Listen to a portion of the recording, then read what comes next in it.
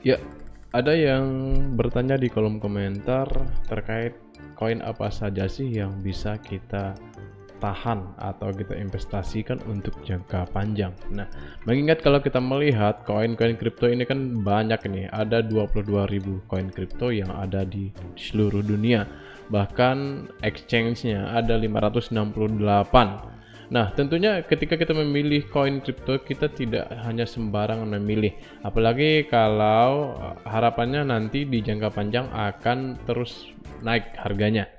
Nah, itu yang akan saya bahas di sini, tetapi pertama-tama saya ingin sampaikan bahwa disclaimer on ini bukan ajakan untuk menjual dan membeli aset kripto, bukan rekomendasi koin juga, tetapi ini adalah pendapat saya. Jadi semua keuntungan, kerugian ditanggung pribadi masing-masing. Saya bukan penasihat keuangan, saya bukan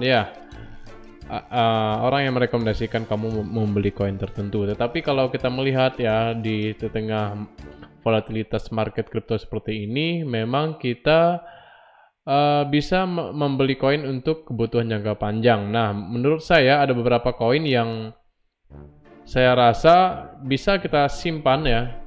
Ini kalau menurut saya ini, kalau saya memiliki modal yang banyak dan ingin menyimpan koin dalam jangka panjang, tentu menggunakan uang dingin saya, uang yang saya tidak pakai kebutuhan sehari-hari.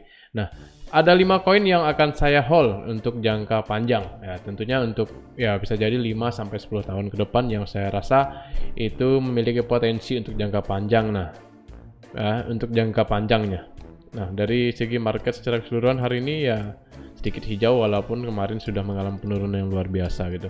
Nah, baik kita langsung saja untuk beberapa koin kripto yang saya pilih untuk investasi jangka panjang ya. Kalau misalnya saya memiliki modal, saya akan memilih yang pertama tentu ialah Bitcoin, guys. Jadi Bitcoin ini kan ya adalah salah satu kripto yang paling populer dan memiliki kapitalisasi yang paling besar di pasar. Nah, meskipun harganya ya sempat naik di hampir 1 miliaran dan saat ini turun, ya masih banyak orang yang percaya bahwa Bitcoin ini memiliki potensi jangka panjang karena adopsinya yang semakin luas, nah guys. Jadi Bitcoin ini ya tentu kita wajib di hold kalau untuk jangka panjang ya. Mengingat ya lihat saja kapitalisasi pasarnya ada di 6 ribuan triliun ya. Tentunya banyak orang yang masih percaya dengan Bitcoin ini ya. Walaupun ya kerugiannya sudah hampir 5-60% lah dari yang kalau kalian yang beli di 800 jutaan kemarin atau 900-an.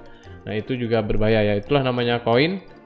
Kita tidak tahu kedepannya seperti apa. Tapi kalau untuk pilihan yang jangka panjang, yang pertama ialah Bitcoin. Baik, kita langsung yang kedua. Yang kedua tentu saja koinnya Ethereum, guys ya. Ethereum atau kodenya ETH. Nah, Ethereum ini adalah salah satu kripto yang memiliki kapitalisasi pasar besar kedua yang dimiliki oleh kripto setelah Bitcoin ya. Ini dikatakan sebagai mata uang digital. Nah, Ethereum juga digunakan untuk membangun aplikasi dan kontrak pintar sehingga memiliki potensi jangka panjang. Nah, Ethereum ini kan harganya masih di bawah 100 juta, guys ya. Sedangkan adopsinya itu banyak sekali. Nah, ini yang membuat Ethereum ini wajib kita hold untuk jangka panjang. Nah, kita lihat saja di exchange-nya saja yang melisting Ethereum, hampir semua exchange itu ada Ethereum ya. Itu adalah koin dengan kapitalisasi terbesar kedua setelah Bitcoin. Nah, untuk jangka panjang saya rasa ini patut kita perhatikan. Market cap-nya ada di 2000-an triliunan, guys. Nah, ini nomor 2. Nah, untuk yang ketiga adalah salah satu koin favorit saya, guys. Ini adalah Cardano. Ya, walaupun bisa dibilang Cardano ini kan baru. Dia pertama diluncurkan tuh ya masih harganya ya masih bisa dikatakan koin baru. Ya, Cardano ini adalah salah satu koin yang baru, tetapi kalau kita lihat investor itu banyak mengadopsi dari Cardano tersebut ya. Karena teknologi blockchain dari Cardano itu sangat kuat dan fokus pada keamanan ya. Ya, ini kemarin bisa dibilang kripto generasi kedua itu mengklaim dirinya sendiri karena bisa memperbaharui keamanan dari Ethereum dan sebagainya. Kemudian proyek dari Cardano ini kan sedang dikembangkan ya dalam platform Cardano, sehingga kedepannya itu mereka masih memiliki potensi dan tidak tanggung-tanggung. Pendiri Cardano itu adalah mantan yang membuat Ethereum juga gitu ya. Silahkan kalian lihat sejarahnya. Itu yang ketiga untuk koin jangka panjang. Yang keempat saya memilih Polkadot. Nah, Polkadot ini ya memiliki teknologi yang unik saya rasa gitu ya. Karena walaupun harganya saat ini sangat turun jauh dari harga tertingginya kemarin, tetapi bisa dibilang Polkadot adalah salah satu platform blockchain yang memungkinkan berbagai jaringan blockchain untuk terhubung satu sama lain. Nah, artinya bahwa ini memungkinkan Ethereum terhubung sama jaringan Tron, Ethereum terhubung sama jaringan Cardano. Mungkin seperti itulah maksudnya. Nah, jadi ini dapat memfasilitasi transfer aset dan informasi antar blockchain, nah guys, lihat ya. Sehingga memiliki potensi jangka panjang dalam interoperabilitas dan kemampuan yang ditingkatkan. Nah, jadi Polkadot ini memiliki ya blockchain yang memungkinkan jaringan itu terhubung antara blockchain Ethereum ke blockchainnya Tron misalnya seperti itu, blockchainnya Cardano ke blockchainnya Binance Smart Chain. Nah, itu dia guys. Jadi kenapa Polkadot menjadi nomor 4 yang saya pilih ya, karena itu koinnya memiliki prospek yang cerah gitu. Yang terakhir, yang kelima, ini saya hanya bisa sebut 5 saja, ya sisanya bisa kalian cari sendiri. Ya tentu saja ialah BNB guys. Siapa yang tidak kenal BNB ya, walaupun sempat diserang beberapa tahun yang lalu, tapi dia masih bertahan, dan ini adalah salah satu koin katanya diluncurkan oleh Binance Exchange ya, atau bisa dikatakan Binance Coin ini adalah koin native dari Binance Exchange gitu. Salah satu bursa kripto terbesar di dunia.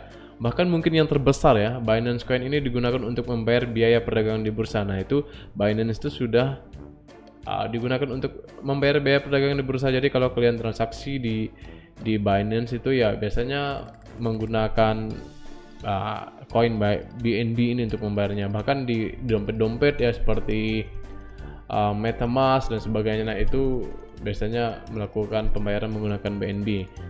Jadi BNB ini ya sangat besar potensinya untuk di masa depan gitu ya. Nah, Binance ini kan salah satu exchange yang terkenal di dunia ya, dan adopsinya semakin meningkat gitu. Binance Coin ini ya saya rasa memiliki potensi untuk jangka panjang. Di samping koinnya terkenal, besar, kapitalisasinya juga lumayan besar, itu juga dimiliki oleh seorang pendiri Binance gitu. Nah guys ya. Nah, mesti ingat tadi apa saja ya. Yang pertama itu adalah Bitcoin, Ethereum, Cardano, Polkadot, dan BNB. Itu kalau saya memilih koin untuk saya hold jangka panjang. Tapi ya biar bagaimanapun ya, bahwa pasar kripto ini sangat fluktuatif dan risiko tinggi guys. Jadi kalau kalian memiliki dana itu jangan sampai 100% dana investasi kalian itu ke kripto. Nah, setidaknya ya kamu alokasikan 10% atau 20% suatu hal yang kamu anggap itu sudah tidak ada lagi ketika investasi di kripto ya. Karena apa ya? Karena ketika kamu rezekinya besar ya bisa 500, bisa puluhan juta, 500, 100 juta dan sebagainya. Tapi jangan lihat besarnya, ini ada lihat risikonya juga. Jadi pastikan melakukan riset yang matang dan konsultasikan dengan ahli keuangan sebelum membuat keputusan investasi ya. Karena saya di sini bukan financial advisor kalian, saya bukan merekomendasikan koin. Tapi seandainya saya dipilih untuk memilih jangka panjang ya, saya pilih kelima koin ini, yaitu Bitcoin, Ethereum, Cardano, Polkadot, Binance Coin, BNB. Itu guys. See you next video. Jangan lupa subscribe, like, dan komen.